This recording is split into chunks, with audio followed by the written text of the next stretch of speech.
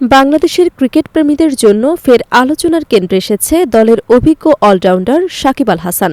২০২৪ সালে শেষবার জাতীয় দলে খেলার পর দীর্ঘ সময় লাল সবুজের জার্সিতে দেখা যায়নি তাকে।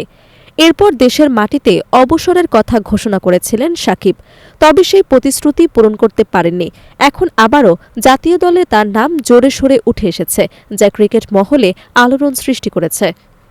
জাতীয় দলের ব্যাটিং কোচ মোহাম্মদ আশরাফুল সম্প্রতি সাংবাদিকদের সঙ্গে আলাপকালে জানান, সাকিবের বয়স ৩৭ থেকে ৩৮ হলেও তার অভিজ্ঞতা ও ফিটনেস তাকে ২০২৭ বিশ্বকাপ পর্যন্ত দলের জন্য কার্যকরী করে তুলতে পারে।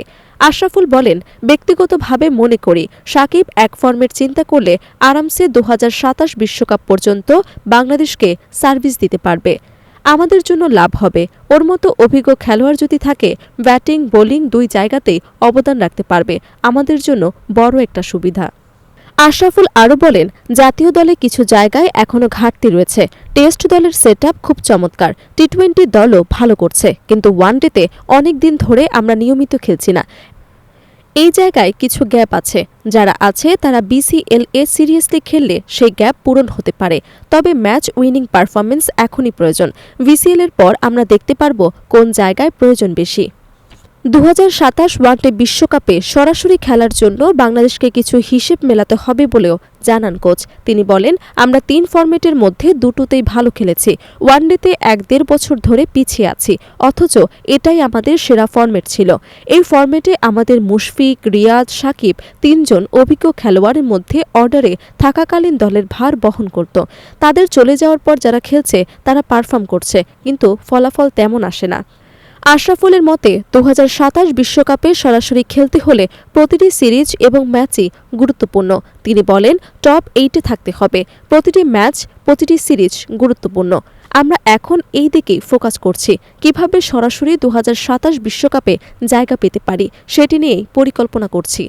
সাকিব যদি দলে ফিরে আসে তা আমাদের জন্য বড় সুবিধে হবে।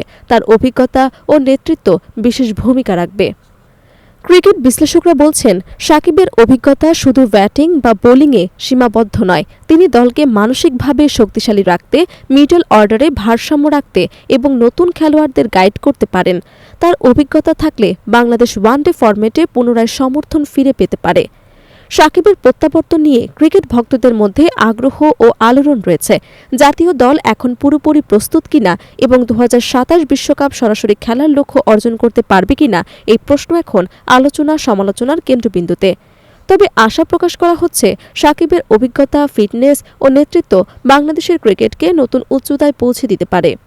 সব মিলিয়ে সাকিব আল হাসানের প্রত্যাবর্তন এবং তার ভূমিকা আগামী বছরগুলোতে বাংলাদেশের ওয়ানডে ও আন্তর্জাতিক ক্রিকেটে গুরুত্বপূর্ণ প্রভাব ফেলতে চলেছে।